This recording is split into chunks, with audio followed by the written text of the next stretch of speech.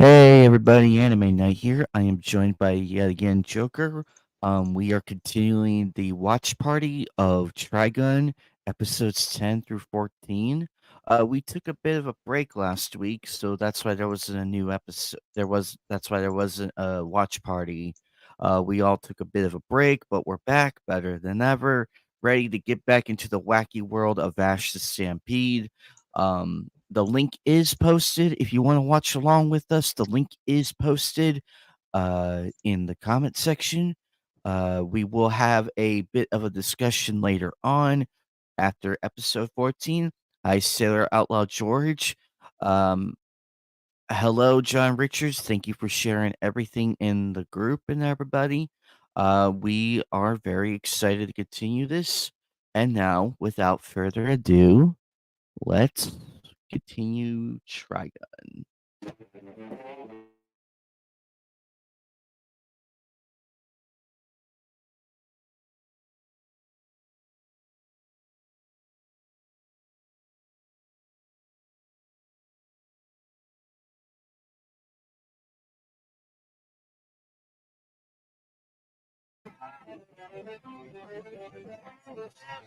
Happy birthday, Sailor Outlaw George. Happy birthday. Glad you could make it.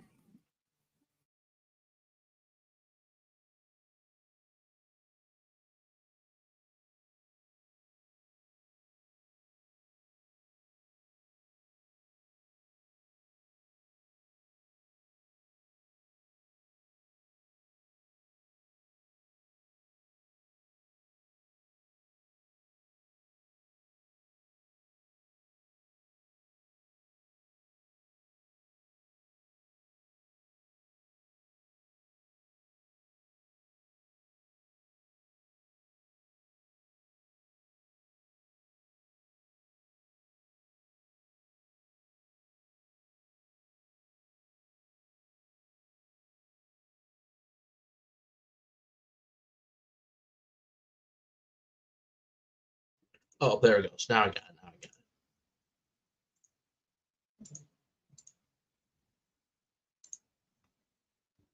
Yeah, it wasn't working earlier. Now I got it.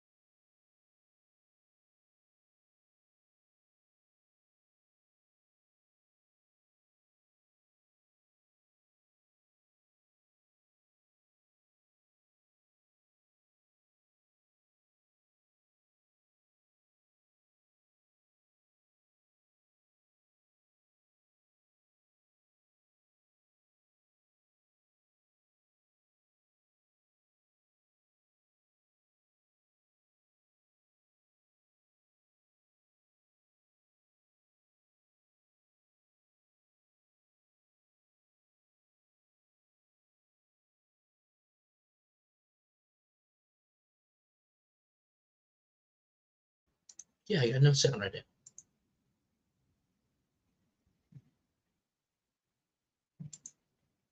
The audio was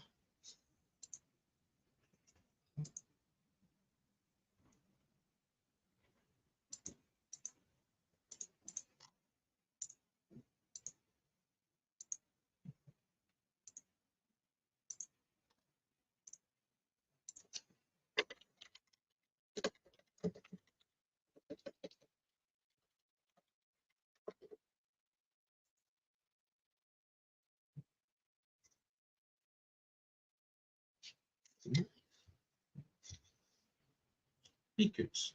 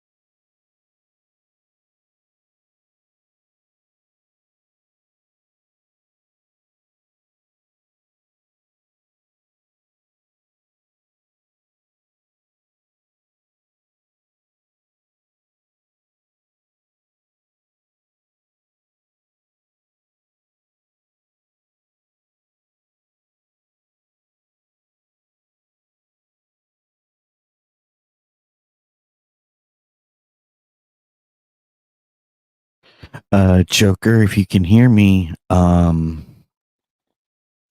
gonna what I'm gonna do is I'm gonna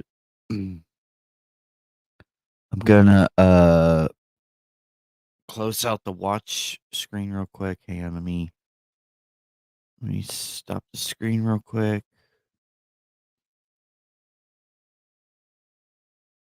Ah, there. Okay, that's the problem. Okay.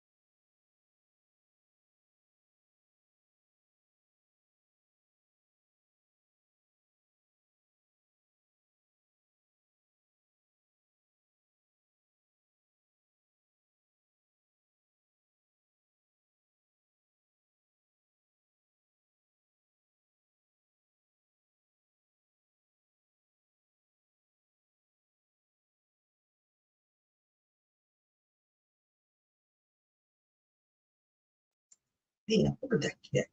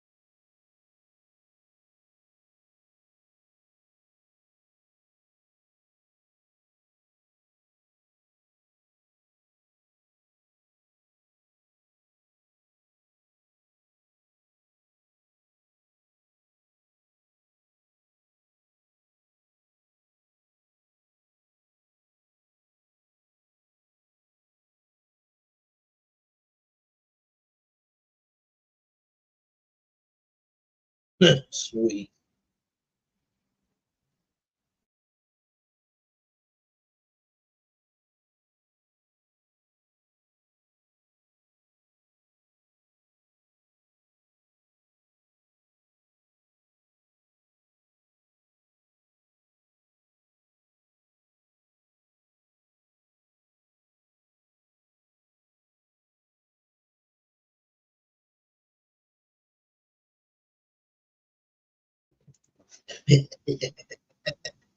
Karma.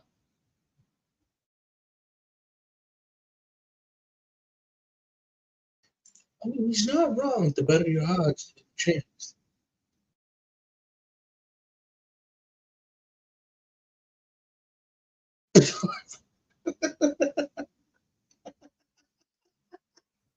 Despite being drunk off their asses, they actually managed to hit it. That's actually funny. Yep.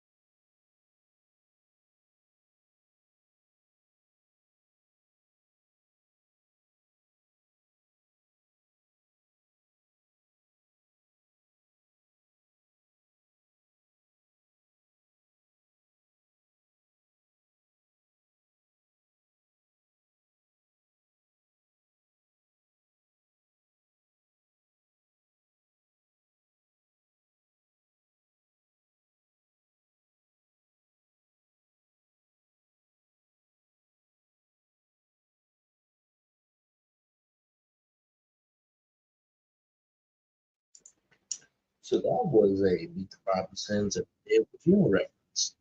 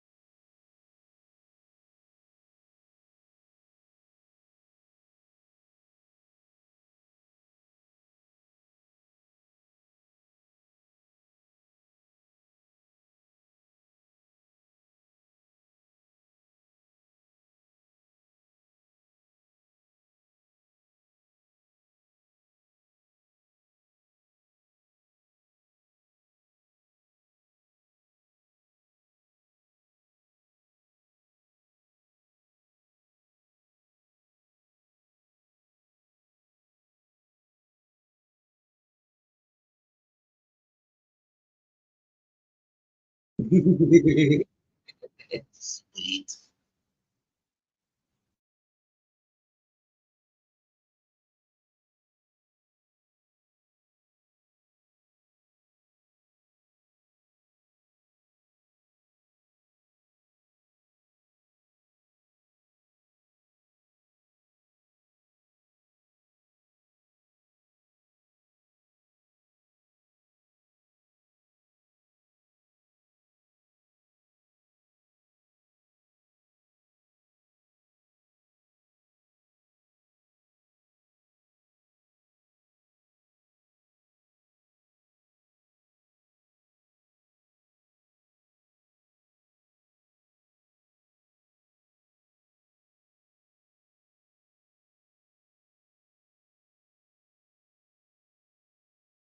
Joker, I know what I want for Christmas. You say that for all the guns you see.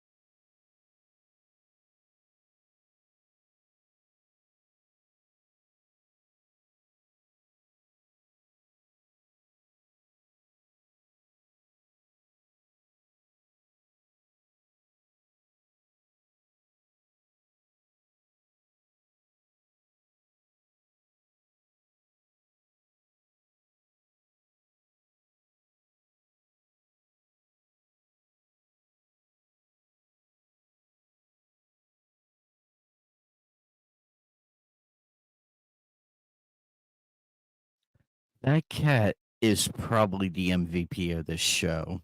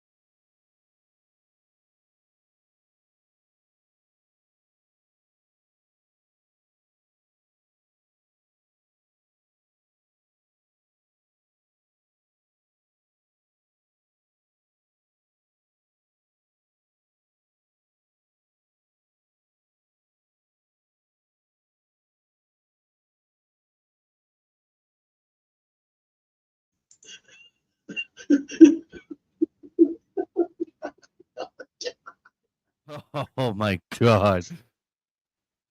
I don't know.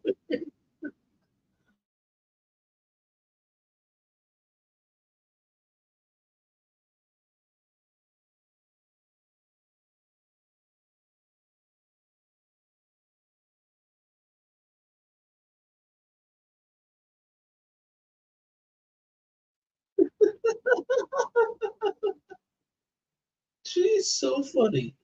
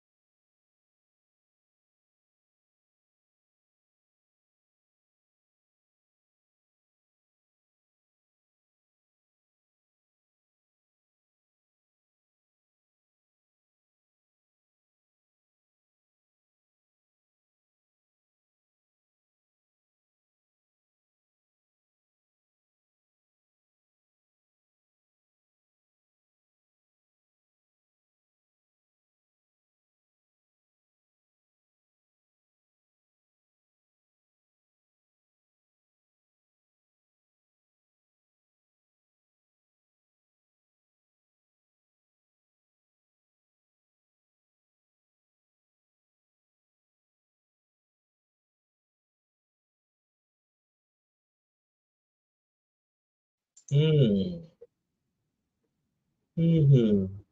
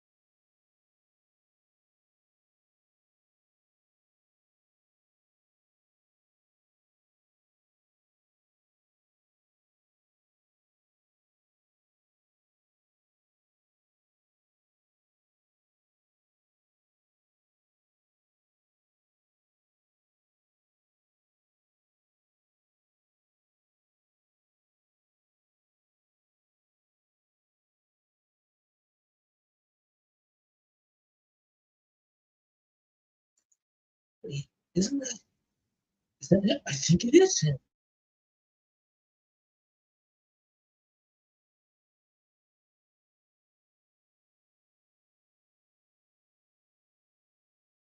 He does sound familiar.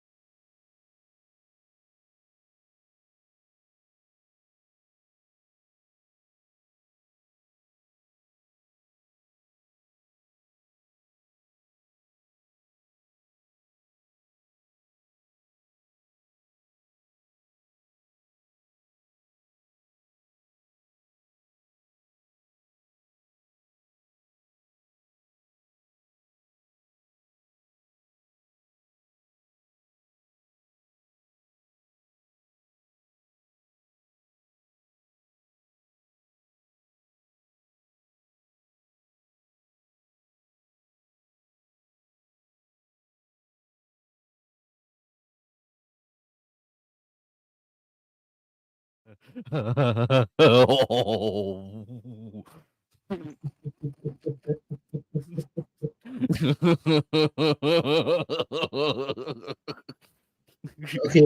why can't you do that in Valorant anymore, Adam? What the fuck? Take a punch from Putty, no big deal. Take a punch from a basketball, you're out for the count.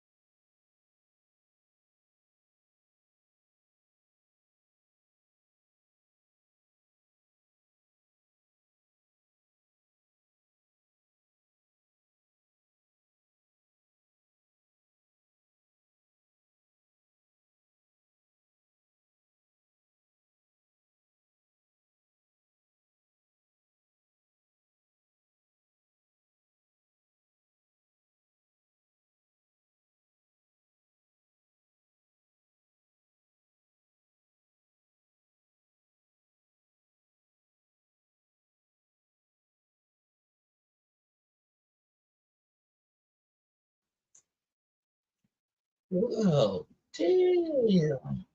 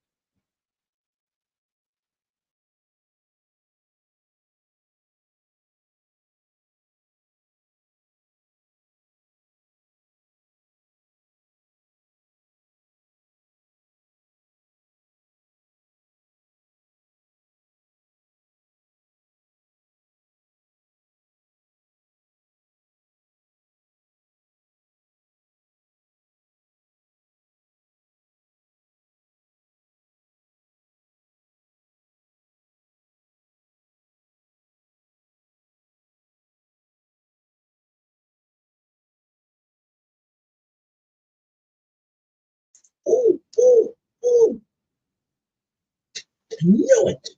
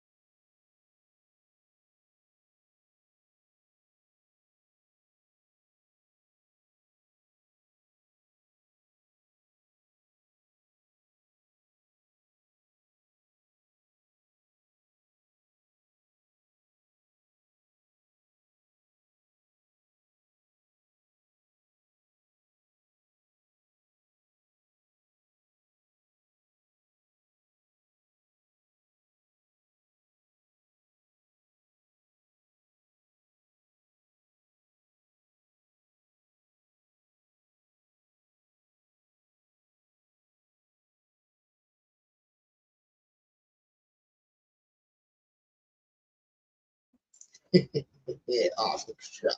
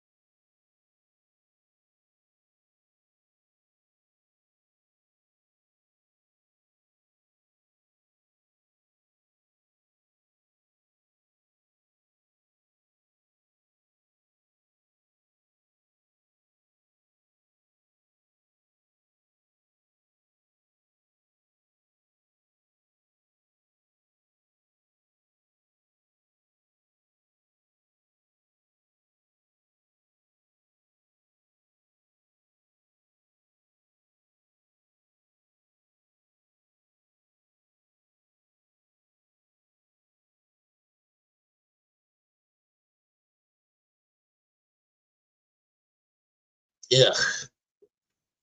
Damn.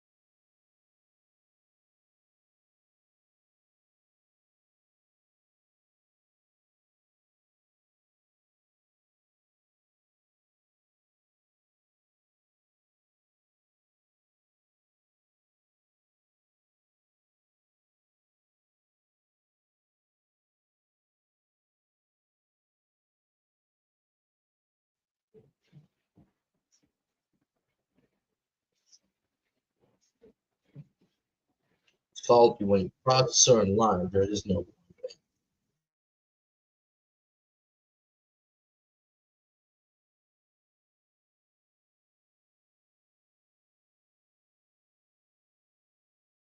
Oh, love that little detail. So good.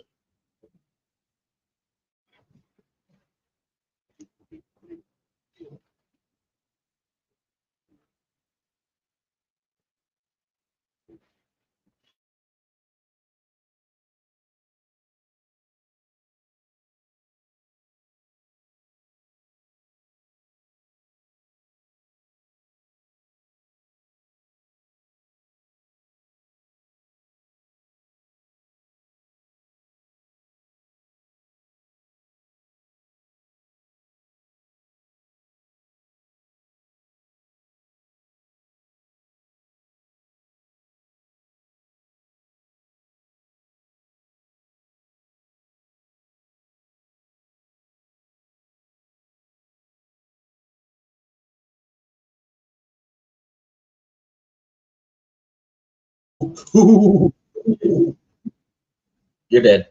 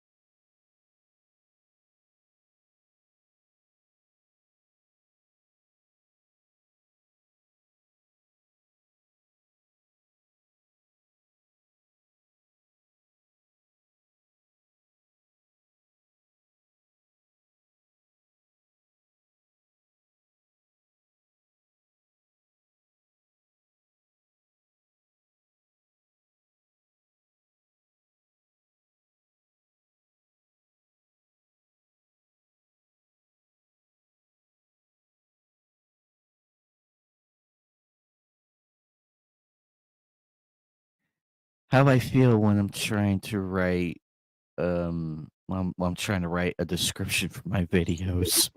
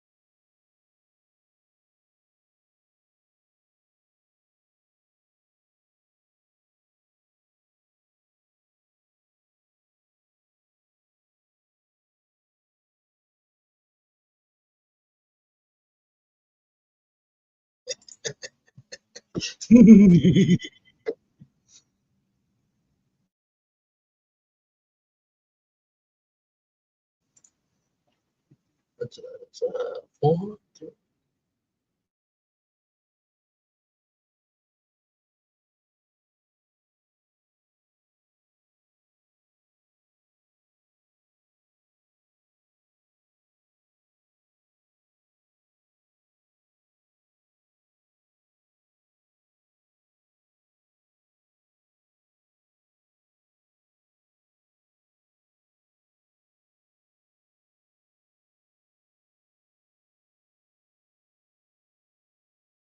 Hey, Allah.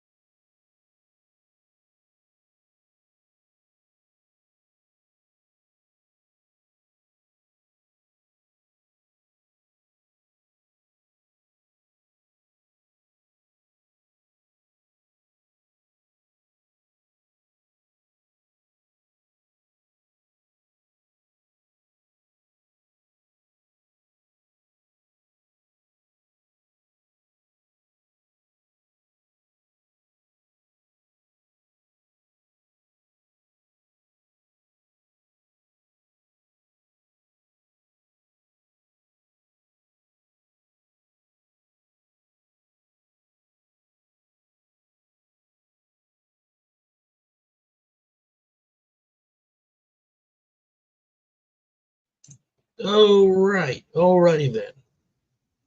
So, you ready, Doc? So, ladies and gentlemen of the internet right now, what we always do with these watch parties after we watched our 3 to 4 episodes per stream, and with us giving us little side comments here and there of some of the stuff we're watching, because due to YouTube copyright laws and the bots being around, we don't want to risk being copyright strike or getting a notification. Now comes the whole big discussion and talk about the episodes we watch and giving our own personal opinions. And if you have not yet watched Outlaw Star, this is kind of a good way for you to understand exactly kind of what we're watching and what's going on a little bit. So let's get started right here. So I guess I will start everything while I wait for my good friend Anna and I to get things going. So obviously, last time we left off, we're kind of like in a new city. Oh, there he is. He's back right now. But there's definitely a certain theme with these episodes going on with the priest, with the Vash, and everything.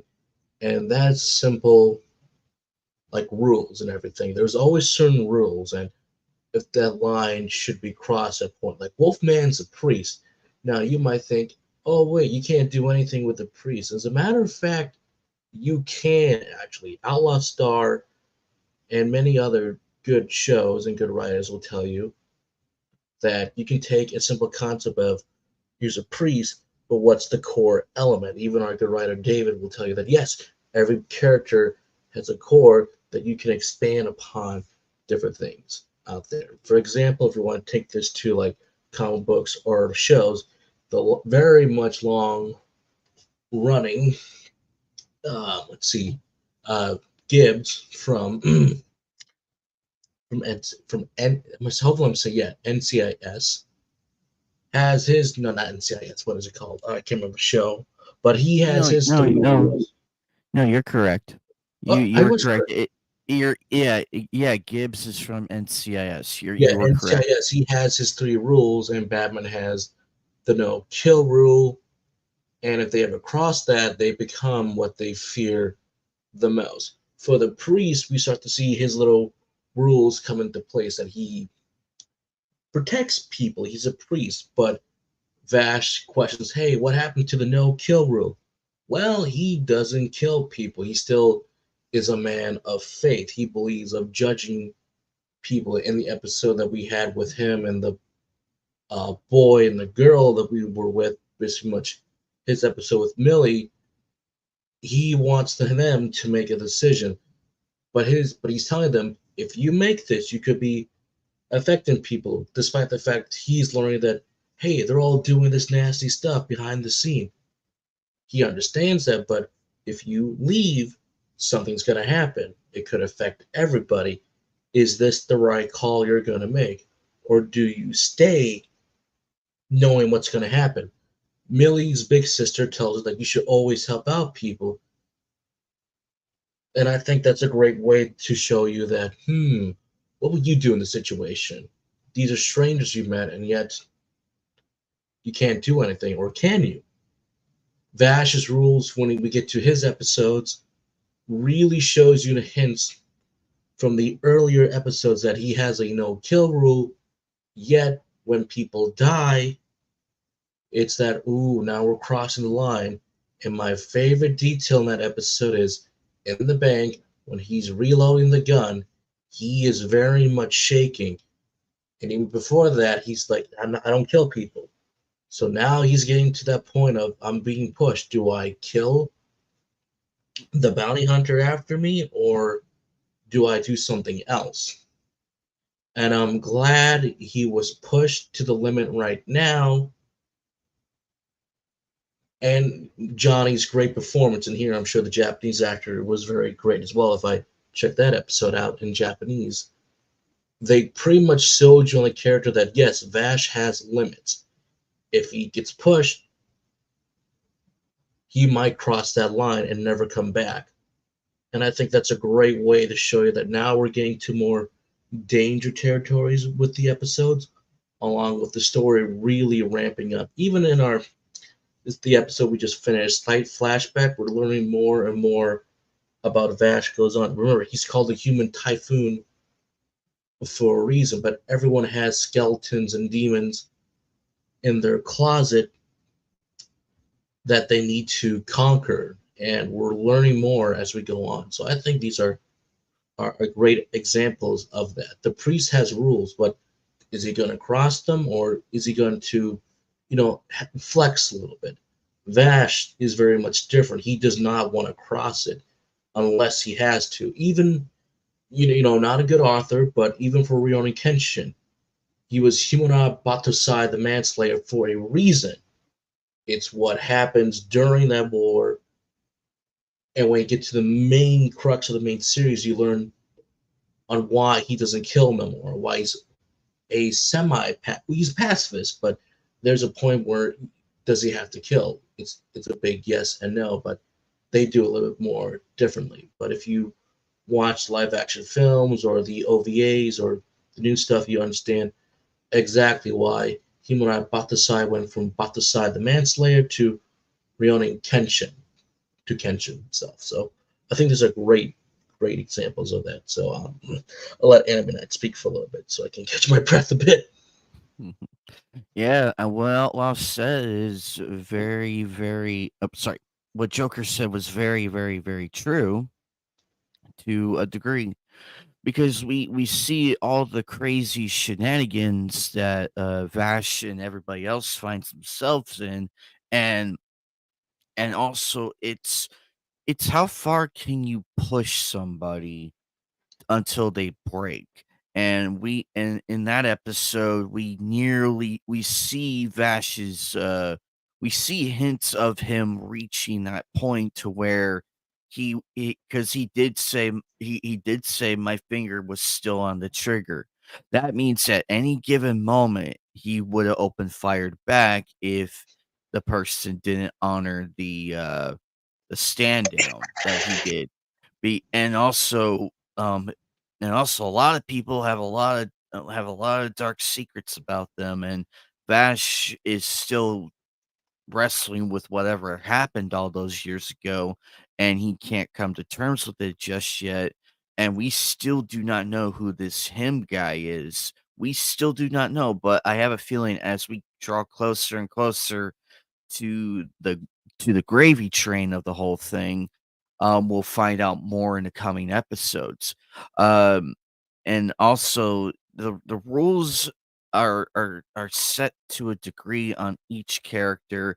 I mean, yeah, you can bend the rules a little bit because it is self-defense, but also it's very vague on the no kill thing. It's very vague because you can only go so far with it. Now, would he kill in now, if he killed in anger, then that would probably cross that line. And you'd like to know However, better ho people. however, from what we've seen with all these, casts and characters, they really do not give Vash really a choice in the matter. Like, he has no options. He could do everything he could within his ability, as goofy as it all looks, but, the flashback episode that we just watched really sets up how why he does it, and he really thinks outside the box. When you first watch the episodes, up until this point, you think, "Oh my goodness, what kind of wacky bullshit is this?" However, upon this episode, like, and after, you think, "Oh, so that's why he did that or why he shot him like that." Because with those 2 kids at because he was hired by that dad to stop those 2 kids for the caravan. Now, any other person outside of Vash, they would've just shot those 2 right in the head, and that'd be the end of it. No ifs, ands, or buts, no negotiating. But Vash knew what he was doing. Like, he knew what he was doing. He just wanted to make it look like they were dead and then trick the other people into giving up the cash and running. See, you can only bullshit and bluff to a very high degree until somebody smart enough with a keen eye sees right through it. The only people who are able to do that are the girls and Wolfwood. They see what he is doing and they go along with it because if they now they could turn any minute. Like, they could turn on him any minute, be like, "Hey, he doesn't have real bullets. Kill him." They could do that at a drop of a hat, but they choose not to because they know how important it is, not to interfere. Um, it's just the natural cycle of the human psychology and how far you could push somebody to a limit. Now, Especially when you we go just before that scene with Wolfman giving the boy and the girl that option, just the way how that scene was directed and stated to you, the audience. It's like, all right, I'll give you a choice. And it's like, uh-oh, don't do it. But he's also a priest, and to me, I knew the gun was not loaded. Because obviously he's alive later on in the series, but to me, I knew he's not going to shoot himself. He's just giving the kid a choice that your actions and choices truly have consequences, big or small. Even the smallest thing can come back and haunt you later in life. And when the gun goes off, you go like, nope, that's just a click. There's no bang. They truly feel like, oh wait, did I just kill somebody? No, he's alive. But imagine the gun was loaded. It's like now you have to live with that forever. So everyone's got a choice. It's just that are you willing to do it? Like as you said, are you willing to commit to it? Vash commits to the no kill rule, and honestly, it's also Vash. He's not dumb as you think he is. When you listen to the full story, Vash doesn't interrupt. He doesn't say anything. He just wants to know what's going on. And and the reason why his bluff works, he's Vash stamping the typhoon with the 60 billion double dollars on his bounty. They would listen to him even if he killed them or not. Because it's like, oh, this is the Vash. He just killed them. He's got a high bounty. I'm not going to deal with that. Exactly, and also what we see, with the shootout and everything, they really put on a show because 'cause when 'cause when Wolfwood you think Wolfwood would betray, Vash, but and it's like it's but it's also a clever ploy to see the real big picture because you only see things from a small perspective, but as Sheev Palpatine, one of my favorite villains of all time, he says you must look at it from a much larger point of view. So with that going on, he tricked that rich dude into saying, "Hey, you can't leave. Look at the window. Do you really want to leave?" He tricked the dude into giving up the reason that he tricked the dude into giving up the location of the bad guy. Hmm. Like, "Hey, you And, leave, we kill these people if you don't do what we ask." and even before that, Which is a cl and you right, you love it because it's so smart.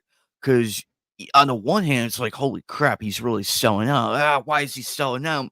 And then when you see the reality of that, it's like, "Oh, that actually worked," because it's like a game of poker.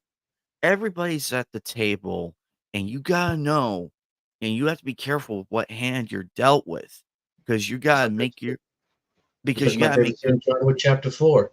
You could have dead man's hand or a good hand, or but you gotta remember the house always wins at the end. In this case, the house did not win. They thought they won, but again, earlier, Wolfman had told Vash, "You're good at changing the projections of the bullets." I'm like, "Oh yeah, that's right." Vash got his gun fixed. He doesn't miss. He knows exactly where he's aiming. So but they planted the seed a little bit, and then you saw the payoff near the end. also the question, Mia, I think Yeah, that's Mia. the question, that Mia asked at the end of the episode we just watched is, "Who is the real Vash?" Is it because you, the audience, have to wonder, is he just bullshitting or is he just doing it to get what he wants? Now, from a realistic perspective, he is actually the same person, just two different types. Because It's like the on the Kenshin one, episode with Ryoni Kenshin. uh, uh, There's human about the side the manslayer from back in the during the Batsumatsu War, but without saying too much, what happens to him in his life, there's that reality hitting him, then it becomes Kenshin, But again, everyone has demons. They have skeletons that they're all fighting. There's always that case that if you slip up again or if something push, he could become Balthasar the Manslayer again. And when I look at Vash, it's like, again, do I know the real Vash or do I know the Vash, the goofy Vash I know right now? I mean, he is essentially both of these characters at the same time. But as because again, he wants to move on from that past, but he can't until he gets to him. exactly, but we, the audience, don't know who he is. That's the big mystery that I'm excited to see. Unless you're a manga reader, still don't spoil anything for us. Yes, please, please keep the spoilers out for a little bit. Um, but also when we saw the blue glow of Vash's eyes, we knew that that's when the joke stops. That's when everything stops, and it's like it's the gravity of the situation, And and even I'll let you finish. it's the gravity of the situation because now it's like, oh crap, where's the because Mia is right, where's the goofy Vash that we're so all accustomed to, the buffoon, the one who wears a fucking trash can lid on his head. Where's that Vash? This is not the Vash I know. I'm terrified of this version of him, and rightfully so, because that is another Vash we never seen.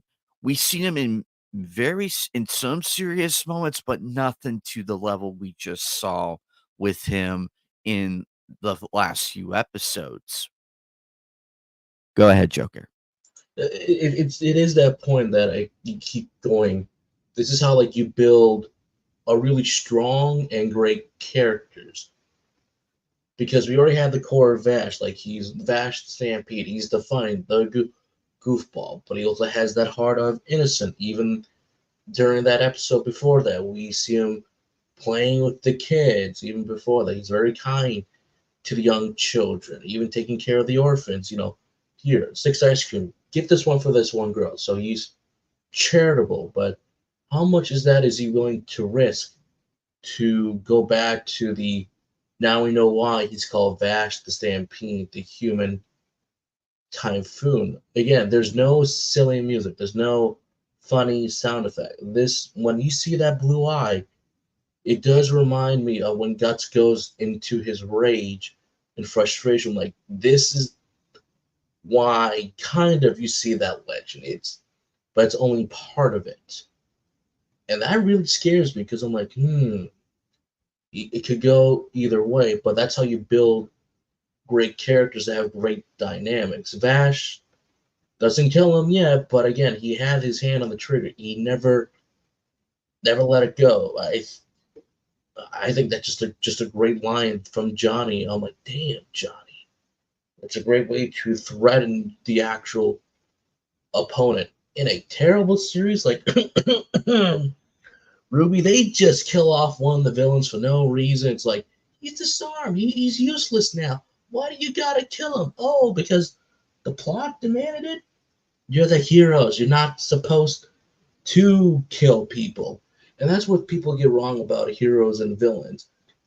Everyone has their own different motivations. But like the villains are meant to push your heroes to a point. But if you E cross the line, you don't become the better person. You just become the villain, the hypocrite, the hypocrisy. Oh, we'll let you kill for a certain reason, but the other two, that's fine. You don't have to kill them. Like it's like you missed the whole point. it's like in the episode of the anime of Batman the animated series where that goon inadvertently kills Batman and Joker refuses to believe it, but he does make a very valid point. There's a certain rhythm to these things. I cause trouble, Batman comes and beats the crap out of me, we have a few laughs, I'm back in, and we start the whole process over again. Because Joker really doesn't want to kill Batman. He's part of the fun because to Joker, it's all a game to him. He just does it just not because he's bored, but because he's psycho, but he knows but Batman is like the one thing that keeps him from really pushing it way too far. We see him do it a bit here and there, but as long as Batman's around, Joker just has fun with it like, "Batman, I robbed Gotham Bank, and I punched out Gordon, and I kidnapped Barbara. Come and stop me." It's a certain rhythm to these things, and Ruby kinda killed that rhythm because they killed they killed one of the bad guys when in Adam. reality, we could you could have done so much with that, and that's why I walked away from Ruby. As good of a series that is, that's the one thing that really pissed me off because, um, you just killed all the fun in that character. Yeah, he was a piece of shit, but But he could have been what I like he to could have say been the more the so much anti-villain. But when he he started killing his own kind, the innocent, it's like, all right, he's gonna die somehow. I said, but the way they did it, so how it happened, I said, no, no, he lost everything. He lost a weapon. All you gotta do is just lock him up.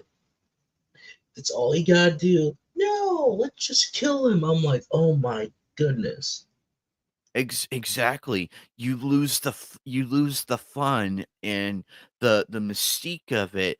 That's what makes this is why Vash is one of those characters that we can often reflect on. Same with Rurouni Kenshin, same with I say to Gene me the one I Starlin. reflect upon the most is It's funny enough, it is Jason Todd, it is Red Hood, because we always say the four Robins is Dick Grayson, Batman's greatest success, Jason Todd, the failure, Tim Drake is Batman's greatest partner, and I think Damian Wayne, he is the perfect balance out of all three Robins upon, because he's learning from all of them. But the reason why I think I reflect on Jason Todd is that is the failure, that is the lesson that Batman truly had to learn. Yes, he was strict with Dick. Yes, he was a little more freedom with Jason, but that freedom cost him his life. When he lost Jason Todd, he truly felt, I'm responsible. I killed him. But when he got revived in the Lazarus pit and everything, it truly changed Jason Todd for the better and for the worse. That Red Hood comic book line is just masterful. Just And masterful. also, we It's really here's the the thing danger. though. It's the danger. Exactly. We really do not know what Vash's greatest failure is yet. It's hinted here and there, but at the same token, we really do not know what happened all those years ago. And but now we're starting to see the pieces come together, and those scars that we saw, he really is not There is human. history. There is a lot of brutal histories. Some of them I'm like, where the hell did you get that? Even the arm is a huge mystery because remember, he could change that to a gun in a split in like Which is 5 what I love in seconds. anime and manga. That's my favorite things that I'll never get tired of. But here, to me, I'm always intrigued by that. I'm like, how did that happen? Well, you don't get that for nothing, but how did that happen? Definitely for those who are watching the Trigun Stampede, which is the prequel series, I'm sure it might explain stuff over there since the prequel before the main events of the anime and manga happened. But or parts of the manga, it's over there as well. But that's one thing. That's one thing. So It's also amazing, like, all these characters that we came across in all 13 episodes, and all 13 of them, uh, they still remind they bring, Vash back from that brink because, Vash is often reminded, like, "What the hell am I doing?"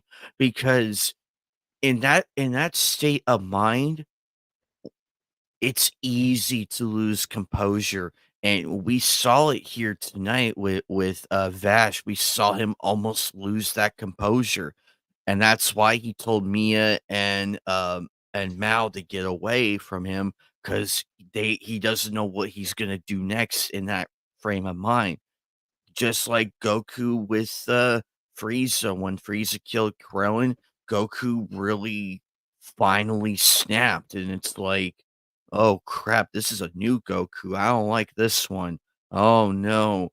And I mean, he warns Gohan, like, "Gohan, go before I lose whatever composure I have, because mhm. it's the composure that still holds on to it. It's like a very thin line of sanity that one has in that moment, and we really don't know how far that thin line is with Vash until you see it, and it's like, "Oh." The old saying goes, "I fear no one than the person, well, the man who has nothing left to lose, or the woman who has nothing to lose." In a lot of these great examples, you see some of these characters at their lowest moment, which is at their most dangerous, but also they are interesting to learn about. Again, my favorite anime and manga of all time, Berserk. Especially when you go to the Black Swordsman arc or the Missing Children arc or Conviction. Those are like guts at his worst, but it's strangely enough you learn more about him through that time. The Golden Age is perfect for many reasons, but people we always bring up back the Black Swordsman arc. He was the most deadly and dangerous. Didn't care what's going to happen to any townsfolk unless he killed the apostles. But when you find out, when you get to after the conviction, when he's back with the blacksmith and everybody, that's when you get the big reality check of Is it truly worth killing the God Hand, the apostles, Griffith, or should you just let it go and let all your dead comrades finally rest in peace? Let just heal Casca. Is it worth it if you're going to die? I'm not going to say what happens later in the manga because you're not caught up like I am because we're getting there. We're nearing the end, but I'm really am scared what's going to happen to him. What's going to happen if he dons the armor again, or if he dares to see Griffith again? Because if he sees him again, I'm like, there's no going back completely. Mhm. But I also feel like that with Trigun, it tells a very wonderful story. The humor perfectly balances the seriousness of the whole I mean, situations just in that that episode, we went from serious drama to, hey, Vash is kind of back to his old self a little bit, trying to pick up a girl again. I'm like, there he is. He's back. there's the Vash we knew. Hmm. It's such he is such a complex character in everybody as much as everybody else. Also, the Wolfwood, the priest, I do agree with you on that. You even though he is a priest, but you can also bend the rules to your favor if you really wanted to, because there are very fine lines with the priests and all of that, with the with like the with the holy archangels and everything, all the nuns, all the clerics. You can do so much if you bend the rules just a tiny bit, if it really called for it. Now we see Wolfwood bend the rules here and there, but he doesn't bend it too far where it's immoral and it feels so wrong. He bends it to that line between, am I really doing this for the betterment of the situation, or am I really doing this because I just don't give a fuck anymore? But there's a That's the that's a good question. question. That's a That's the really good question. to look at. That's the q it's a very wonderful perspective. I don't see many you don't see that very much these days in the current media. You don't see it because it's all action going forward, but no one stops to think for a minute of that one question. Am I really bending the rules to save these people and turn the situation into a better favor, or am I really just or do I just really don't give a fuck anymore what happens, I and think my I'll favorite moment in a video game it does come from Red Dead Redemption 2. These are side quests you can miss, but one of my favorites is that if you do help out the church a lot, and if you do have high honor with the sister at the end, obviously big spoilers for Red Dead Redemption 2. I'm going to go a little bit. You know, Arthur Morgan is done slowly dying, and when he sits down with his sister, she's like, "Are you okay? Let's sit down and talk." If you do have good high honor and everything, or are you changing Arthur at that time? He talks about the mistakes he's made. He doesn't believe that the sister made a mistake, but she said, "Nope, I made plenty of mistakes in my life." Despite the fact she's a sister, like she's willing to admit that I've made mistakes in my life, yet she's a nun and telling Arthur that, you know, there is still time to forgive and forget, to heal. But in that beautiful moment, his just the way the scene is with that actor, you can slowly hear in his voice that he's saying that I'm dying, sister. I'm like, yeah, I know the character's gonna die at any moment if I continue the main quest, but in that small moment, you go a lot with the emotion with Arthur, with you, the player, because at that moment you're probably reflecting on, did I do a lot of bad reputations? Did I do a lot of good, or am I just flat out neutral? Death is inevitable, which what Red Dead always tells us. But in your last moments, what will you do? Good things or bad things, or nothing at all? exactly, and also it's like, have my actions justified the fact, will I be remembered as the the good man that the people will remember, or will I go out on that list of infamous people, which we have seen time and time again? And I think that's why Sand It's a matter People of Trigun action. works so well. These It's characters are grounded to a point. None of them feel very hollow or one note. Like even the girls, as they're typing stuff, they're like, "This has been our journey for how many months now?" And it's changing, always changing, that and yet yeah, they and learn a little bit it's more about changing. themselves than the others. It's really crazy when you because you and I are what? We're 13 episodes in right now. We're 13 Yep. episodes in. It's amazing to us now that we're that far in, the perspective changes about how people view Vash. Like, "Oh my god, it's the human typhoon. Ah, board up everything and run away." Now it's like, So "Oh, now they're learning more Vash, about the yeah, legend. Vash, come back anytime, my friend. We'll have the bar open and everything. Come on back. We'll have a glass and everything." To to The now pers they're seeing the deadly reality of is this truly the man responsible for the Valentine incident? A lot of them are saying yes, but to others, not so much. 'Cause it's a matter of them thinking, because of all the people that he's saved, they're like, "Is that thing really true, or is it just a bullshit conspiracy?" I love that a Because lot.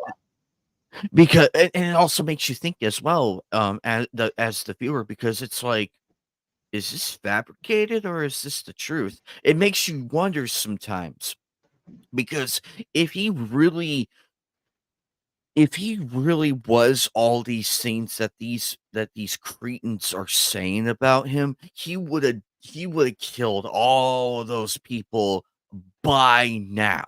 Like, by now, episode 13, they would be gone. They would be gone. But he didn't do that because it's like he chooses not to, because he still holds his principle and that promise, because a promise is one of the most sacred things a human can have. Like any being, whether it be angelic, demonic, or mortal or immortal. A promise is one of the most sacred things in all of history. And unfortunately, we see more promises being broken than kept. So it makes you wonder, how far are they pushing Vash to break that, because it's always tested. No matter what happens, it's being tested. Now we know how far he's been pushed, but we really don't see that red line yet until the very end of the episode, where he tells the dude, "My finger's still on the trigger. I could kill you anytime if I really wanted to. Make your next move, buddy." And the dude, realizing he was that Vash wasn't bluffing, backs off, because it's like, "Oh crap, he's really serious." Because the tone, the delivery, the posture, the seriousness in the matter is, he won't hesitate. He won't hesitate, because he was testing him to see if he was really worth sparing. Now, that could have gone south really fast, because everybody knows when you really show mercy, mercy gets thrown out the window and they still can't change, despite that one hope, that one shred of mercy given to the people. It's not a pretty thing, and who knows what else awaits Vash and everybody, because we've seen both sides of him up until this point. We've seen the goofy "what the fuck, this guy ain't Vash the Stampede," to now, like, "Oh, he really is him," and now the fun and games are out the window. And I do like how like every title is a little bit different.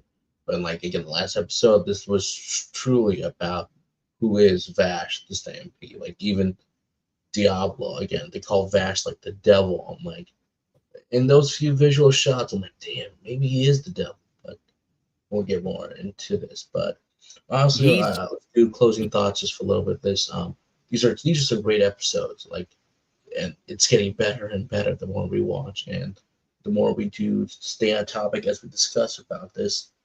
Really good, really good. So can't wait to see what happens to Vash next. It could still be a funny episode, but those drama moments are backed up. I think I remember a quote by Walt Disney: "For every laugh, there has to be a cry." And you can do that for for many different genres out there. Like for every comedy moment you have here in Trigun, there's gonna be a serious drama moment where we have to be taken serious to even start discussing about it. Like even some of my favorite things that I like, yeah, I like the drama moments, but I always remember a good comedy moment that I'm like, it was nice to have, or something that generally made me cry and felt like, damn, that was powerful. So I can't wait to see what Trigun does next.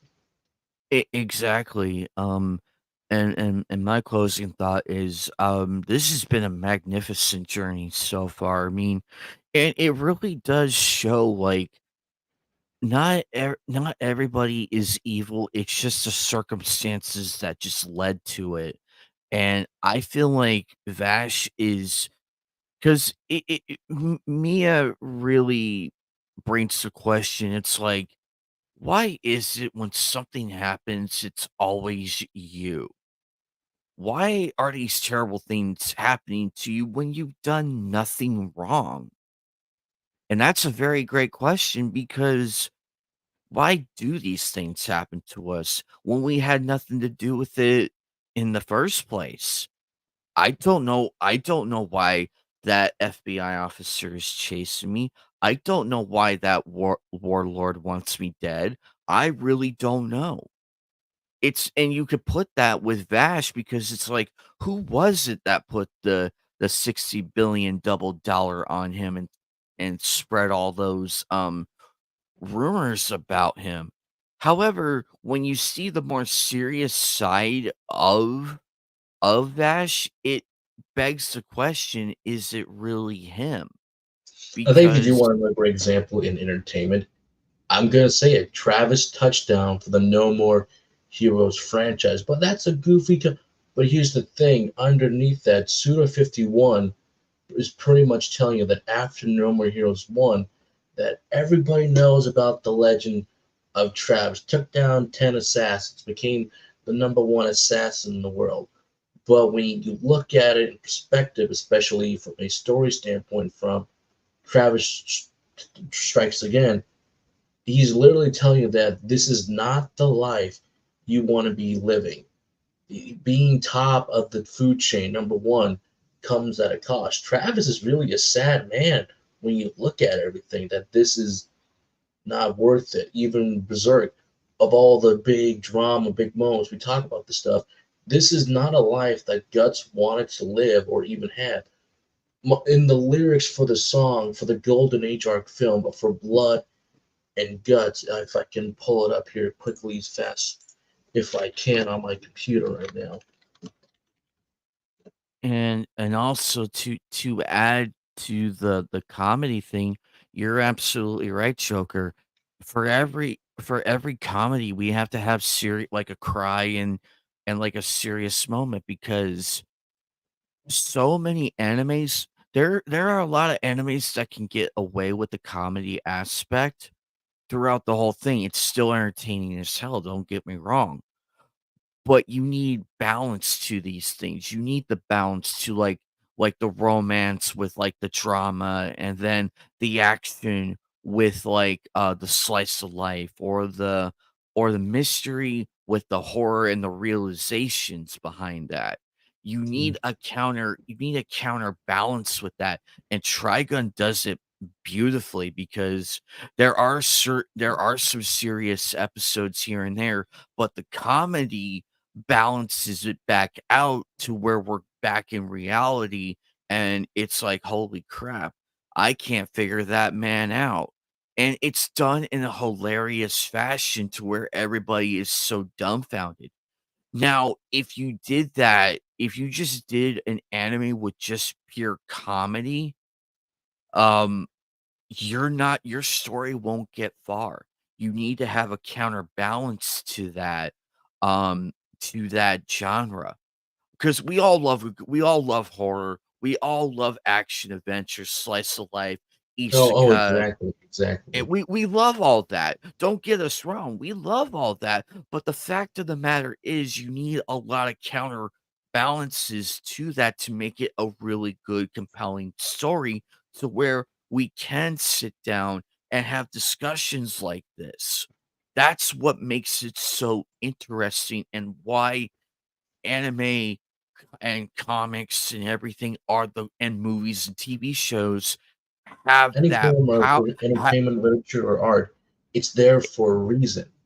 Exactly, and unfortunately, the modern stuff, they don't get it.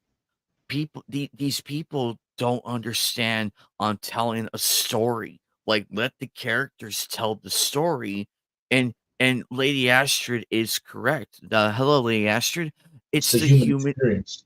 it's in precisely that. And People these are the tend lyrics for Blood and Guts. I found it. So, again, sure, the chorus goes Blood and Guts for about like for 8 bars, or like in music terms, like, oh, you say it 8 times. But when you get to the verse, get animated. It's like, wait, what's the verse? Here it is. Robbed of a mother's love at birth, left to drown in blood. He was to die beneath her cords, meant to rot in a cesspit of despair, born to die as a waste of air. Here's the chorus: raised as a child, one shorn of fate, in a fit of rage. He knows a violent destiny will wait. Only life by sword shall reign, and he will never to death be slain. That is Berserk right then and there. And people go like, wait, that's when you hear the actual music that goes along to this, and you hear the choir. My friend Amber and I, when I told him music is more than this, I gave him this example, and he said, "Holy sh!" You don't even have to read Berserk to know that that is a sad, sad life. it is, and also, there's one more character I would like to bring up too in this matter, and I think you know where I'm gonna go with this. Think back to, I'll pull up Roy Mustang from Full Metal Alchemist Oh, because. Roy. Because remember, he really held back, like, in the earlier episodes before everything, he was holding back against his enemies, but the minute that, The people it was taking care of, was it? Oh yeah, it was the one village. Mace Hughes, there we go. The There name we was go. this is this is my memory and work, ladies and gentlemen. When Mace Hughes was murdered, that really shook, Roy to his core. We see him mourn Oh and yeah, it's everything. raining today. No, it's not. Yes, it is. That one scene is That's a so broken man right there. it tells it so much, and it's like in that moment, it's when the gloves are really off, like, the gloves are off this time, I'm done, and we see what he does to envy and lust and everything, we see what he does, he's not holding back this time. Because when you really see that he really isn't holding back, it's like, that also harkens back to bending the rules and everything. Because in the beginning half of that, before the death of Maze Hughes and that change, Roy Mustang does bend the rules a little bit, but it's more in the favorable of the situation. However, after the Maze Hughes death, then it's like he just doesn't give a fuck anymore. He does not give a fuck no matter the situation.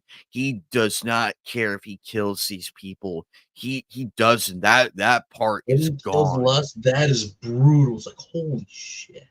He just didn't care, and that's what's so scary, when you really push people to the breaking point, like, it's all gone, like, any chance, even when envy is, like, begging for mercy, that's when it's all gone. The time for begging was over. Now, the time for begging is over, that the level-headed, merciful Roy Mustang is gone. What we saw is, like, the vengeful firecracker of Roy Mustang, like, that we that moved was off it, a bit from the and he war, and real even what's her name? The female blonde. I always forget her name. oh, his His lieutenant, lieutenant. Like yeah, even she she was tells the Elric brothers that there's a past that we all have, and it's not very good. Like she brings them down to be like, even though yes, we know you're working with us to find, to get your bodies back, possibly your mom as well, but it's his lieutenant that really brings them back down from everything. It's like e they did exactly. stuff in the past that no one's proud of, and they're doing with it. I think my other favorite one is you know me. I love Violet Evergarden, and you are the line is you are burning. You have like these burns, scars. You have Violet denies all that, but as you go through these episodes of Violet, learning about forgiveness, love, understanding, dreams coming true or not. It's only when she learns about that with the poet or the playwright, does she start to say, "Wait, am I burning?" It's only when she learns the fact that the major's been dead does she realize that did I get him killed? The major was the only one to show Violet compassion and heart, where everyone else saw a weapon. That's why when she saw the jewels and everything, she said it's pretty because it matches your eyes. The only one to show her any type of human empathy or loving, forgiving is what she draws that jewel to, the brooch to. And I love that episode so much, but it is such a sad episode. But everyone's going to tell you the saddest episode is that glorious episode 10. Mhm. A loved one, I can't say the full title because it's such a good episode. That That's okay. small house, 7 days, multiple letters. On repeated watch, you start to notice all those small little reactions, details of what's going to happen. That that poor girl. Uh, Yeah, I that agree. poor girl. That poor. I'm thinking about it right now because God, Yeah. she did It's not honestly deserve to have that life, but life happens, and we and blame ourselves for a it's lot of things, especially at a very young age. But parents be damned, the good ones out there, they set you up for life, and those beautiful letters in that wonderful montage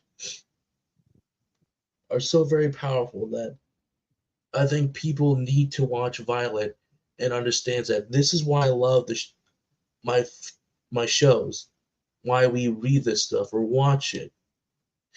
It's so powerful that we say there's no such thing as a letter that doesn't deserve to be delivered. And when Violet cries, you cry because damn, that's such a great episode. exactly because and that's and as Lady Astrid mentioned a bit ago, the human experience. That's why we hold anime and gaming and movies and comics to such a high regard because it tells the story. Because we don't need to be like of the same race, color, and all that shit. We don't need Oh, that. absolutely. It's the experience of the matter because it's like at some point or another we experienced what they went through at some point or another. And it's like, whoa, this is really fucked up. But on the same token, it's like you understand it because it's like I can actually sympathize with this person because in some situation or another, we have been there. We may not have been on we may have been on their perspective or the opposite of that perspective in some form or fashion because we get angry because it's because we understand the reasoning and the logic behind it. We cry because we know how much it meant to that one person. We also cheer for joy when something good happens because it's the sharing of the emotional connection that we have to these characters. It's the it's the pinnacle of understanding the character. We can bash them all we want or like, "Oh my god, this character is a fucking joke." On face value, that may be true. That may be true to a degree.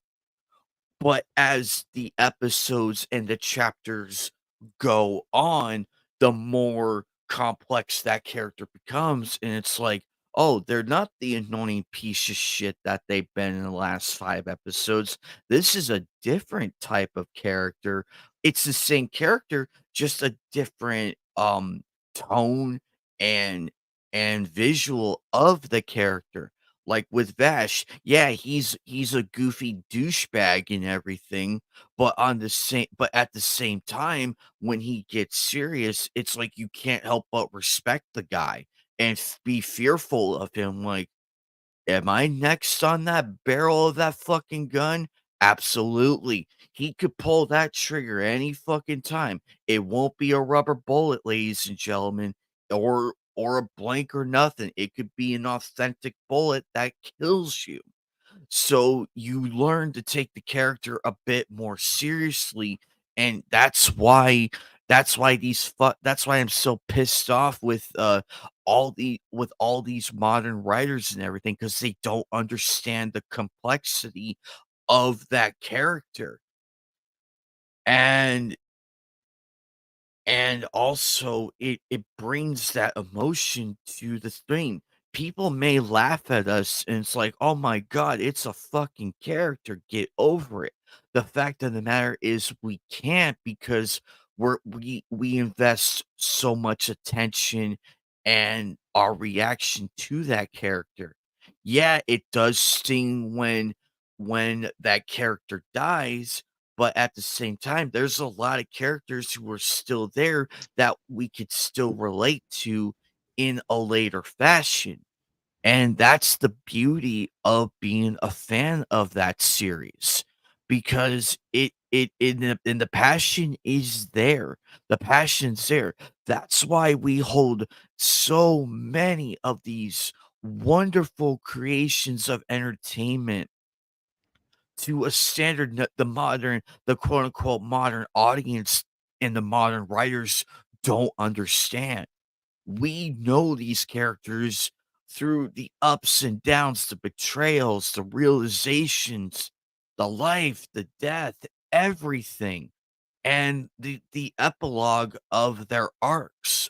We understand it because we've been there in some form or fashion, because we did have that friend who betrayed us. We did have that family member who told us that we were trash.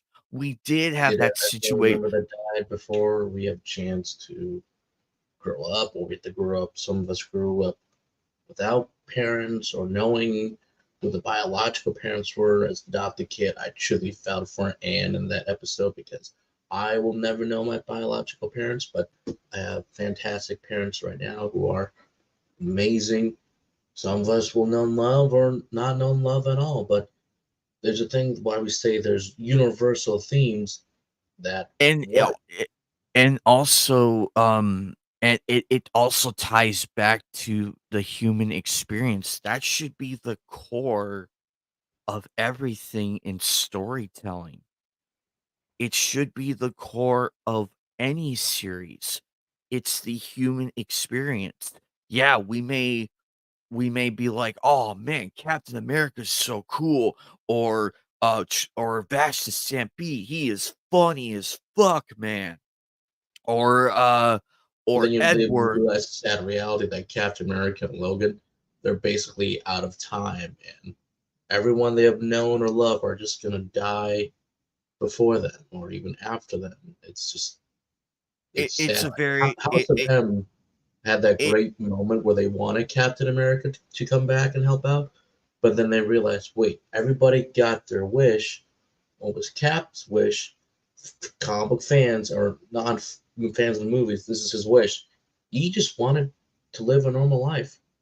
That's why in House of M, when you see him, he's over 100 years old, and they just said, "Nope, we're not going to ask him." He has his life that he wanted to live. That was his wish. Exactly. Exactly, That's the only because respect they had for Cap. when you look at it when you look at it from a realization level, it's just like this is what they really wanted, and you can't help but feel like there's nothing that we can do, like, nothing we could say would change their mind or anything, because that's what they really wanted. We tend to forget that sometimes, and I'm glad with Captain America, it's a perfect example. He just wants a normal life. He didn't ask to be a superhuman thing or what have you, and he didn't realize it until much later, and that's when the reality hits all these characters. It's like, "What the hell have I been doing these last few episodes or these few chapters or these few movies?"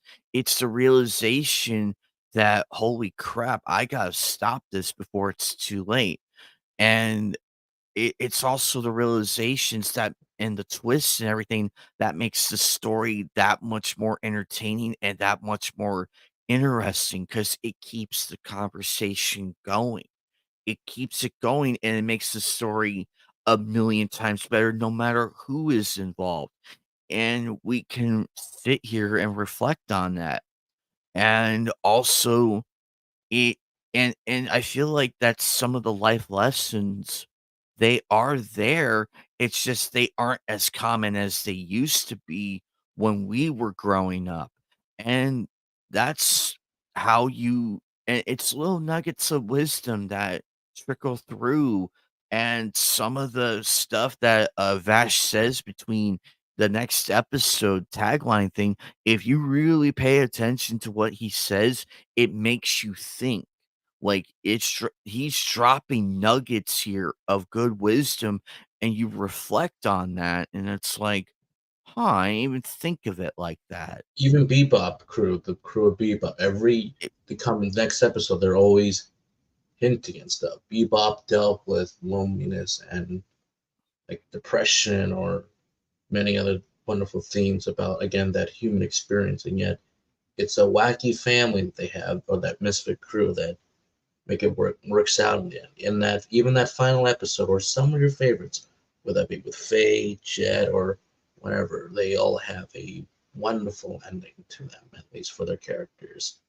It was a show that went out with a bang. exactly, and that's why all of us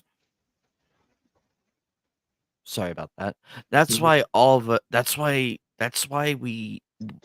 the anime fans, gamers, and comic book fans, the 3 and of course, movie people and all of that, those 4 main components are why we're like this because we invest so much time into this, and we meet other people who are like-minded like us, even though we don't always agree, but we sit there and still hear each other's viewpoint, and it's like, "Oh, that's a very interesting viewpoint," and on top of that, it's and that's why these, fake ass journalists and all the creeps we've been seeing lately, rag on us because they didn't have that same experience that we have on that level because we are eon on a scale, we are eons of levels above these people, and they will never reach it because they don't take the time to sit down and watch the characters and get invested into them. They just wanna base it off of one particular trait, no matter what it is. You could have this great character and everything, like this this badass female general who lost an eye in a very crucial battle and Oh, is still know who you're standing talking about. and it is still fucking standing to this day, like and that's why you love the character so much. Not But then you because find not out, but then you find out it and was and just a not dumb alien cat. exactly. Not because not because she has a huge rack or a nice ass or because she has a complexion or any of that shit. It doesn't matter if she had both eyes or one eye or not. It's the complete character that we hear about and why we like her so much. These fucking morons just are like, "Oh, you just like her because she has big tits and everything. You're a fucking creep." Well, I say double fuck you to you because you don't know the complexion of that character and the story behind that at all. Uh, Yeah, Lady Stardust said it correct right here. Independent content creators are making a huge impact in the war. Yeah, exactly. Support indie developers, creators, because you can sit down and talk to them at a panel or whenever they do their live streams, and they'll just sit down and talk to you, be like, "This is what I've been working on. I have a bit like all these different stories and whatnot." They're gonna sell you on the product like right away and be like, "Damn, I I mean, want to read think of this." it think of it like this. Me and Silent Joker, we can oogle ogle the hot anime babes all day long, and we would never get tired of it. But on discussions like this is where the true fandom comes from. This is why we have discussions like this. Like us, so many other people have discussions like this. We may not be present, but that's the power an influence of anime, video games, and on top of that, it's a more positive aspect, not the bullshit that that the mainstream media is pushing. They call us evil, they call us monsters, they say we do horrendous things. All bullshit. We are here having a great time spending 2.5 fucking hours talking about an anime that we hold so dear. Not I dare these cretins from Kotaku, from the Game Informer, from all these fake ass sites have a discussion like this. I challenge these fucking creeps to have a deep level discussion like we had here tonight. They won't. And guess what? The obvious answer is they can't because they don't have that they I don't think they're have just afraid to admit defeat that they don't because that they're afraid to admit that they are wrong.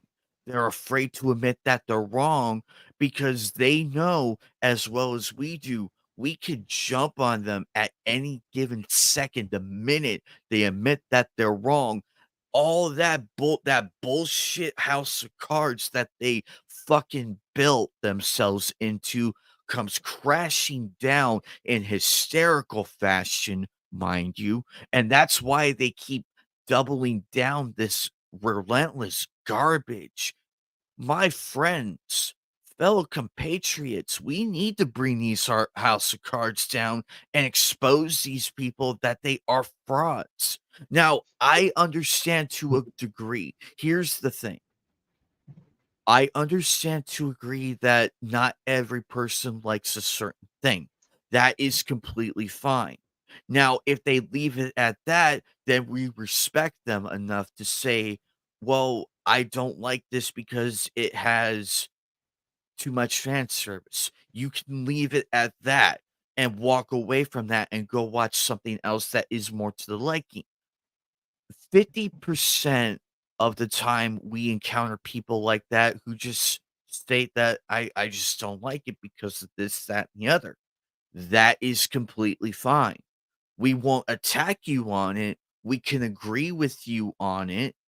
We're not evil people here. We're not the bad guys here.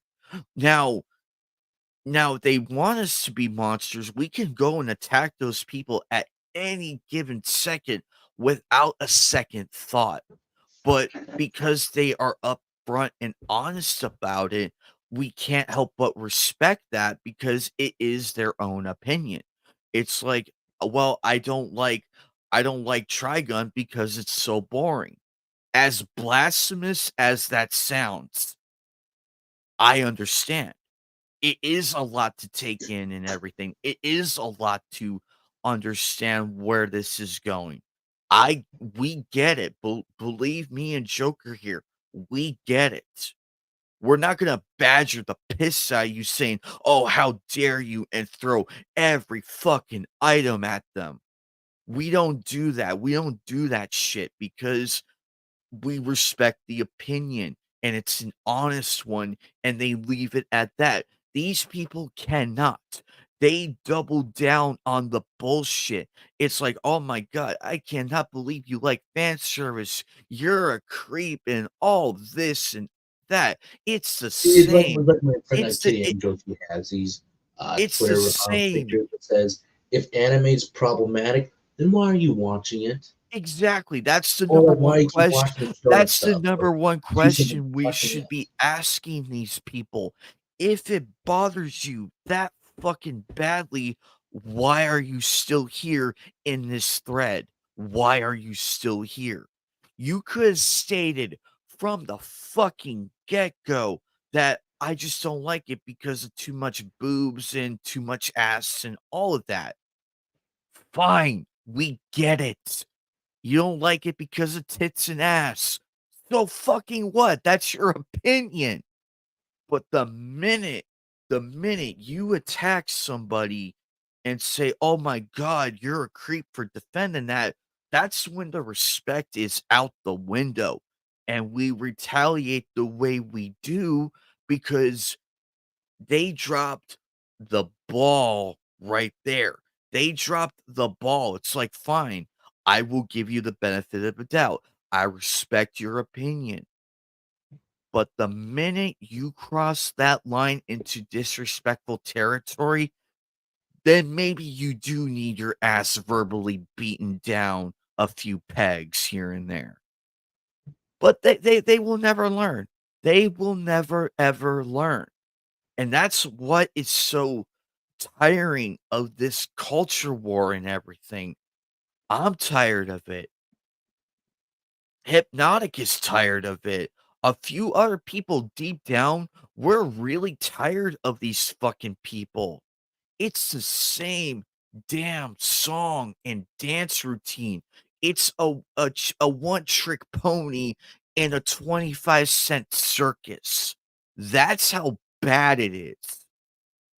We miss the days. Joker will tell you, I will tell you, Lady Astrid, all of our great friends will tell you, we miss the days where we can have a civil debate on this. I may not agree with everything Joker says, but I've given him the chance to explain himself to a degree because I respect him enough to see him stand up for his beliefs. Now There's I some can of the good part now about things. I can easily dismiss everything Joker says and say that he's a cuckoo for Cocoa Puff liar. I can do that at any given moment, but I choose not to because it's his own opinion and he stood up like a man and defended his reasons. That is why I like debating with people here and there on fandoms and all that. It's a wonderful thing to have, and it's one of the very foundations of being a fan. And that is why we put up with this shit because we fight so hard to preserve our very way of entertainment. Once Joker, myself, everybody else is gone, there is no one to replace us. No one's gonna be here to carry on that time-honored tradition. We may have kids and everything, but at the same time, we can't live our life through our kids or our grandkids or our nieces, nephews, anybody. Because remember, they have their own lives too, and that has to be respected. Now, if I had a son or daughter of my own, You damn right. I would introduce them to anime and all that, but on a slow level, though. I would introduce them to the good ones first before the heavy shit, and then what if they take an interest in it, Oh no! eh Now that you mentioned that, last week at the camper, it was raining. It was Halloween at the campsite last week, the last big event before they shut everything down for the season. It was raining, and all of a sudden, I get on my phone because I see my nephew watching TV. I'm like, here, let me show you something. I show him Sonic the Hedgehog, and everyone kept walking in. They're like, oh, are you showing him Pokemon? Like, nope, not yet. I'm showing him Sonic. That's how you start it. I gave him some Pokemon stuff, but I will eventually show him Pokemon.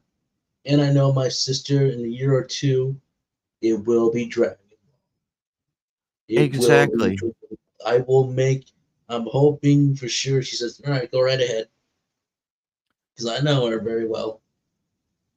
I To anybody who's gonna be watching the replay or anything, me everybody that's involved in all of our communities is here for a reason, and that's why we do what we can. What Silent Joker is correct in the manner because we have to pass everything on to the next generation, because they are the front runners to this whole thing. And if we let these crazy non-fans take over fully and drive us all out completely, the next generation won't survive. And we're just left with uh with relics, basically. We're left with relics of a bygone era. I don't want anime or game I don't want my kid to live in a world where anime and gaming are a part of a bygone era. I don't want that. And that's what these psychopathic creeps are trying to do. They're trying to make anime and gaming our very way of life into a bygone era. And they would have the power to paint all of us in a very bad light if we gave that to them. And believe me, that's a world I don't want. I don't want that. What's the I book that you guys always keep on quoting that it's about to become? Was it 19 something or what's that book called well, again? yeah, yeah, 1984 It's, basically. it's becoming that, and we don't want to become that.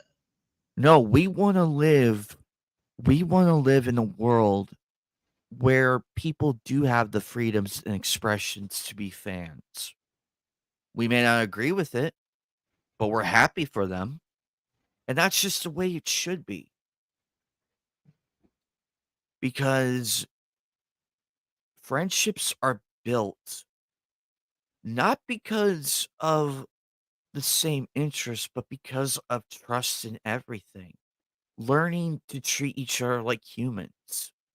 Again, people are missing the whole quote of what Martin Luther King Jr. said all those years ago, but also, if you like it, I live in a world where I have a dream that my children should not be judged by the color of their skin, like that whole speech that he gave, which is what the world is truly missing today. And because I love entertainment, again, my favorite movie, Pokemon, the first movie, people are truly missing out what Mewtwo said at the end of that movie.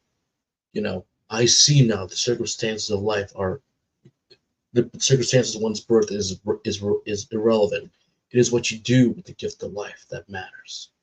Mhm. People are missing out of that. Hell, even to quote my favorite line from Vampire and D in Bloodlust about whether or not you are going to be remembered by the end is that she was afraid that no one would mourn her death. I'm glad she was so wrong. Exactly. And and that's why we are fighting hard every day to preserve all this, so that way when our kid when the kids go, "Daddy, daddy, What's this? I found it in your in the in on your dresser. We have the opportunity to tell them all the great things of anime, gaming, or comics, or what have you. We have that opportunity still to this day. And that's what these psychopathic bastards are trying to take away from us. The ability to pass all of that on. My friends, we need to bring these people down lawfully, diplomatically, all kinds of great things.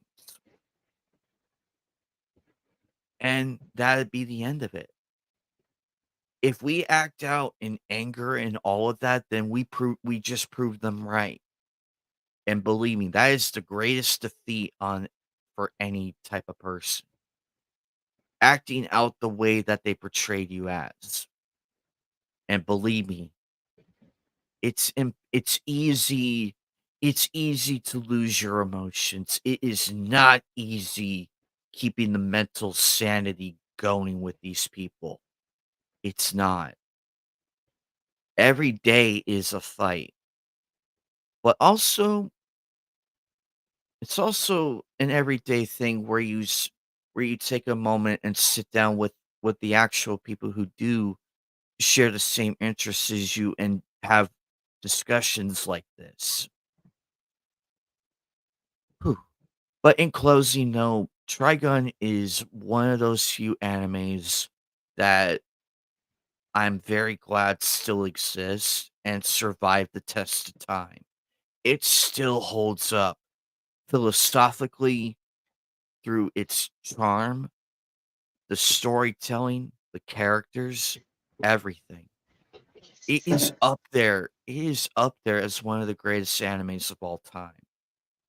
People can say Outlaw Star, the Bago, Gundam, all kinds, and rightfully so. They have earned all that respect in their own merits. But when you really sit down and look at it from those levels, when you break it down into those, there are so few and far between. There are animes so few and far between who can match up to the classics of the of anime past. Me, Joe, me, Joker, and everybody you come across on our channels, even Hypnotics, we're all part of that era where we had morals, where we had discussions, debates, and all of that. We're we're reminders of a time where it was good, when it was great to be a fan. Did we get our asses kicked for it? Did we get mocked? You damn right we did. But we held on to that because it didn't change us who we were. We refused to bow to these naysayers. And that's what should be passed on is the passion of being a fan, the passion of meeting friends and having so much fun and a great time. And that's why many channels, this one included, have these discussions on anime and everything. We're keeping that alive. But we can't do this alone, people. We cannot. We need everybody to keep it going. But stay tuned for episode 14 through They say never meet your heroes, but you should, because they're just yes. nice, wonderful people. When you Yes, get to meet them indeed. and just say, hey, thank you for being a part of something that was really special to me, or you really love their performance, go ahead, meet them. And always Ex remember the big thing what my good friend, our good friend, acquaintance of the channel, Mr. Anime 343, would like to say, as always, as long as you don't forget them, the legacy lives on forever. It's only when we forget about them are they truly gone for good. So don't forget about them. Keep the memory alive. Photos, physical media, autographs, whatever you have, keep the memory alive. Just don't forget about them. That's why we can't lose this stuff. If Trigun was lost forever, it would have been lost media, and us we would have been searching the web to find this thing. But it's not. They're timeless classics for a reason, and without them, we wouldn't have the stuff we like today. We Everybody is this inspired by this something. exactly. Just like the big game out there that's right now. What was Dragon Ball inspired by? Journey to the West. That's why a lot of people are playing Black Myth Wukong because wait, this is what inspired Dragon Ball. And you start to see all the little things. I'm like, oh yeah, I can see it now. And I think that's why Exactly. it's skyrocketing. Exactly. Because it that's the power of influence right there. Without the influencers, we would not exist. Our fandoms would not be here. We wouldn't exist. We would Hmm. be we would be your average everyday person. And believe me, I hate to imagine an average everyday me. I'm happy with who I am, and I ain't changing. But Joker, thank you again. This has been a lot of fun. I love doing this. Same here. Um, Enjoy it. stay tuned for episodes 14 to I think 17. I think it was I think that's what you said 17. last time. Was 17 at least. So. Yeah, stay tuned for episodes 14 to 17. The announcement will come at a later time. Joker has been a wonderful sidekick through this whole thing. Uh, Big thank you to Lady Astrid, MGTOW, Callie, Sailor Outlaw George, and Problematic White Guy for coming Happy on by. Also, happy birthday to Sailor Outlaw George. birthday. Happy birthday, my friend. Happy Hope you have a birthday. wonderful birthday. We would love to see everybody here again, and please share our stuff, share the content. Get this stuff out there. We could reach a whole lot more people by doing word of mouth and everything. Believe me, we can show that we outnumber these chumps 1,000,000,000 to 1. There's more of us. Don't forget, there's more of us than there are of them, and they forget that sometimes. They need to get lucky as many times as possible. We just need to get lucky one time. That's why Mhm. they're so afraid. That's why they're afraid of us because we see past the bullshit and everything. We see it for what it is, and that's why they want us gone. That's why they want us deplatformed, and in some cases, Minecrafted, and I'm gonna leave it at that. But I do hope everybody comes back, though. I would love to see everybody come back through here because me and Joker, we love doing this. Um, I am keeping my promise. Exactly, Jasmine. Strength in Exactly. numbers. Exactly. That's what we need right now. We need strength in numbers on all fronts because we don't want to lose this war. We don't want to lose it because it's not only our lives and our futures that are at stake to these It's what these creeps. creators make. They shouldn't have to self-censor themselves, bend the knee. Like, what happened to freedom of expression? Are there limitations? Yeah, but I always say this: as There long as are. you know your own limit, you're fine with this stuff. If not, then again, why are you watching it? Dude, watch something else. Play something else. Exactly. That should be the number one question we should be asking these creeps. The why. The why. That's the biggest question we should be asking because the minute we start pushing that question out there, the whole thing would collapse. That would collapse the entire thing. They wouldn't have a rebuttal to it. They wouldn't. Watch them crumble. The minute you ask them that, watch them crumble. Just sit back and watch them struggle to come up with a reason. They will crack so badly under that pressure. And guess what? We done nothing. We just ask a simple question and that's it. We just ask that one question, that one important question. I guarantee me and Joker, everybody else, guarantee those little poser ass bitches will crumble way quicker than any wall on the planet. Way quicker. And they will. They will stop right there because they won't have any rebuttals. They won't. Because believe me, any rebuttal they come up with, it will fall just as fast. But I am keeping my promise though. Once we hit episode 20, I will be throwing out the next poll for the next watch party. So I really encourage everybody with to vote what And give us you suggestions too. Give us suggestions. I'm always up watching something again or finding something that's brand spanking new that I haven't watched yet. believe me, I have a lot over there. Believe me, you're gonna see a lot of familiar ones and ones you've probably seen a million times.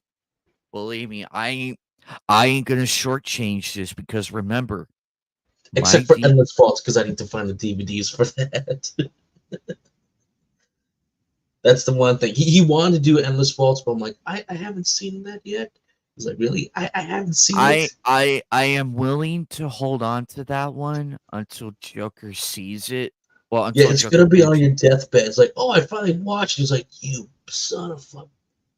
Oh, sorry. like you fucking oh wait, I'm too old to hit you. Grandson, hit Joker with the cane. Hit Joker with the cane. No, And not then that he's cane. saying, No, not that cane. The one with the big he's pit. saying that you realize I'm on Mars right now.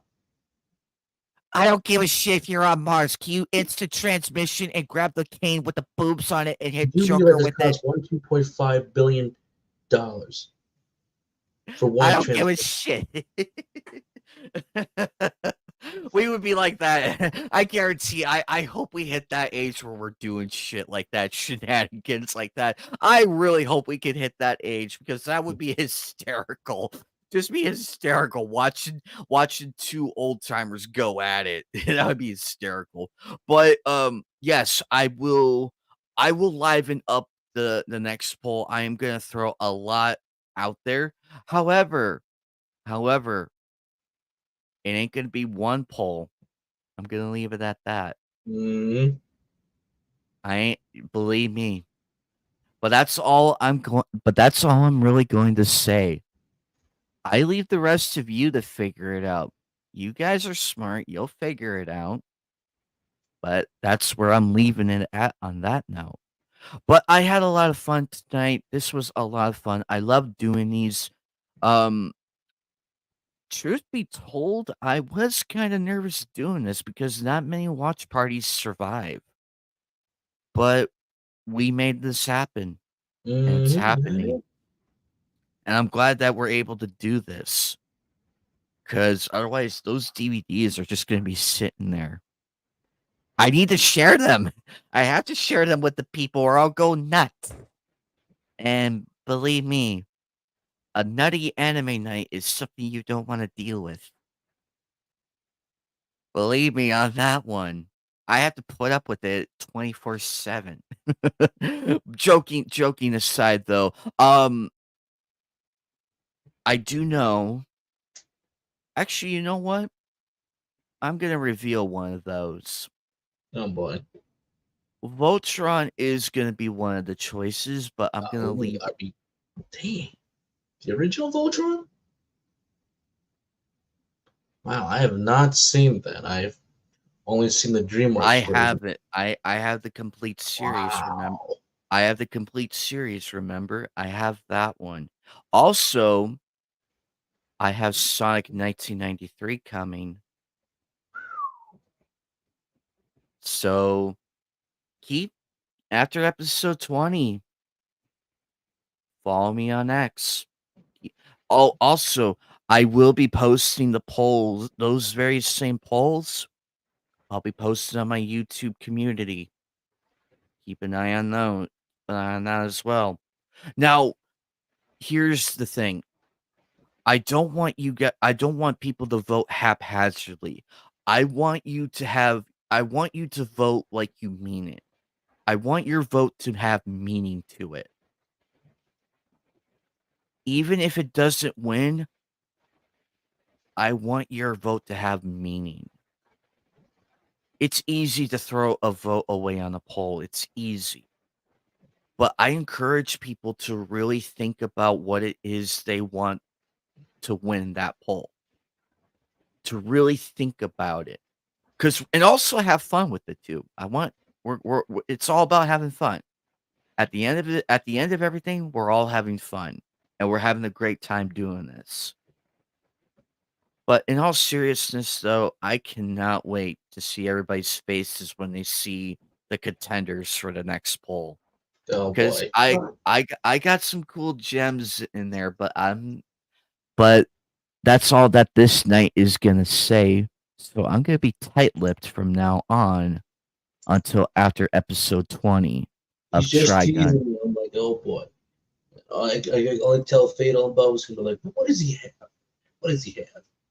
But the Mammoth is gonna be like, no, I already got that already. So here. That is very true. He does have a bit more he does have a lot more than I But that do, library is huge. Every time he pulls up the camera, I'm like, damn, what don't you have?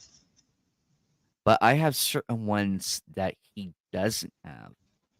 And I know believe I me, got Ninja Scroll. that His reaction was like, you have Ninja Scroll? Like, mm-hmm. Thank you, Amazon. remember, I'm the I'm also I also have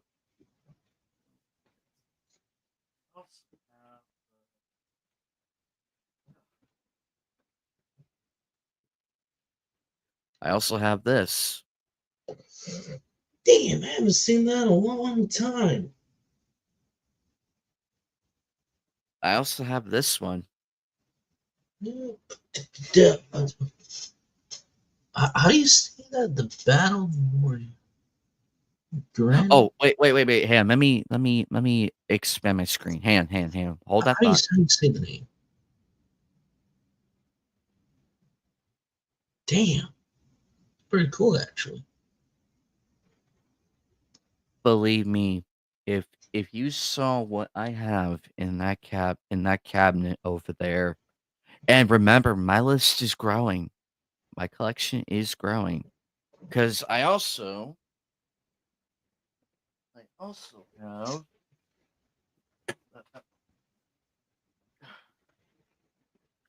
Hang on 1 second.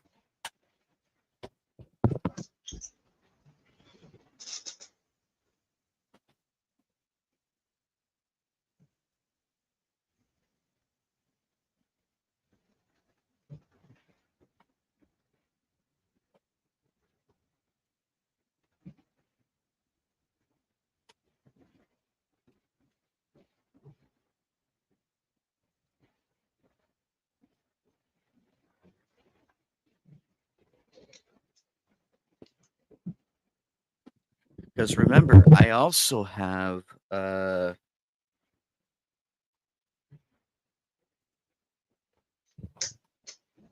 trying to get trying to get this headset back in. Because I also Mm-hmm. not just not just the original.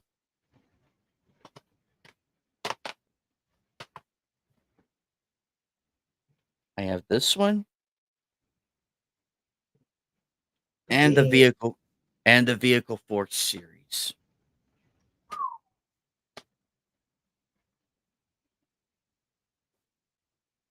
So I'm really excited to unveil the contestants for the next poll. However, I will throw one more at you guys. Oh boy. Get out of here. The com Really? the complete series, That right? one? That do you know how long that's been on my bucket list? Because I just looked it up one day. I'm like, damn, I need to watch this. Do you know how long it's been on my bucket list? Believe me, it's gonna be a lot of fun, ladies and gentlemen. Oh, But like I but like damn. I but like I said though, so here's how it's gonna go. I'm the reason why in the actual winner will be decided with the final two. Whoever wins that final poll between the previous winners of the other one, that's the one we're going to be watching. Damn. So I really encourage people to have fun, vote like you mean it, and we'll have a good time. I cannot wait though. I am so excited.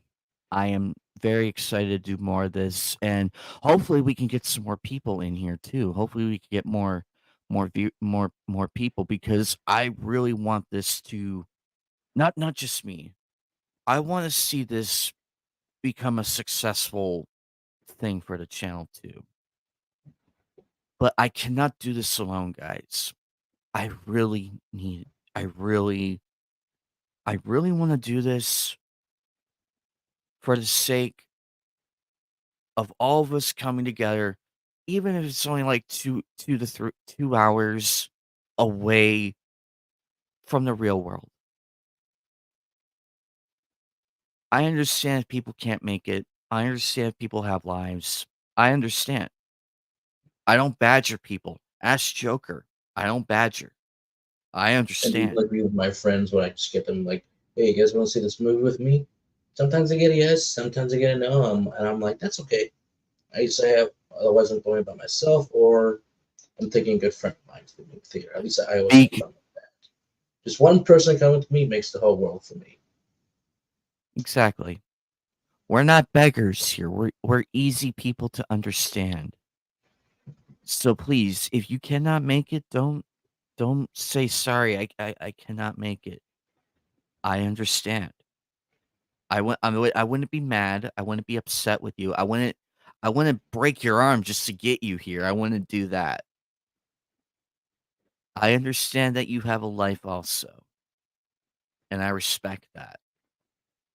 But it means a lot though that when everybody is here, it means a lot more than you guys know. And I love doing this. And I cannot wait to do more with everybody. It's gonna be so much fun. And we are so close to doing everything. But anyway, um that is that is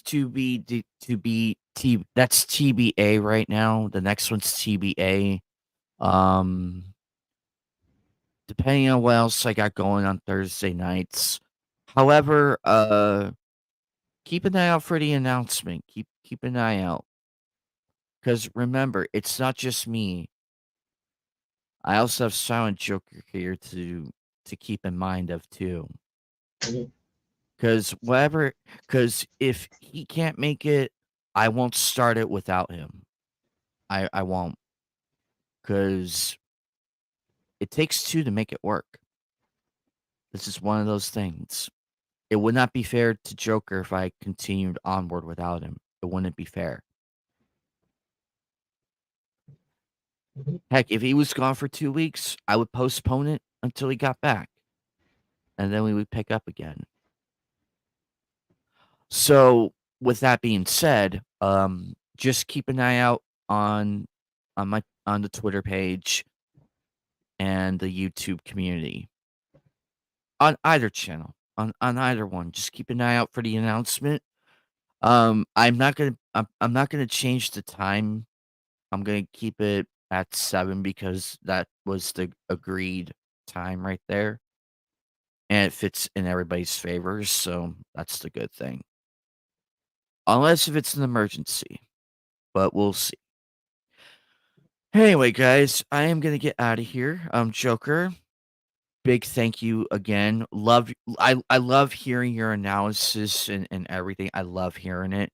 You bring a lot to the table, and I'm happy about that. I love hearing a difference of opinion. Yep. Um, Jasmine, thank you again for stopping on by, and everybody else. This has been wonderful, and I cannot wait to see what happens on episode 14 to 26. That's where the real fun begins. Anyway, guys, So I'm and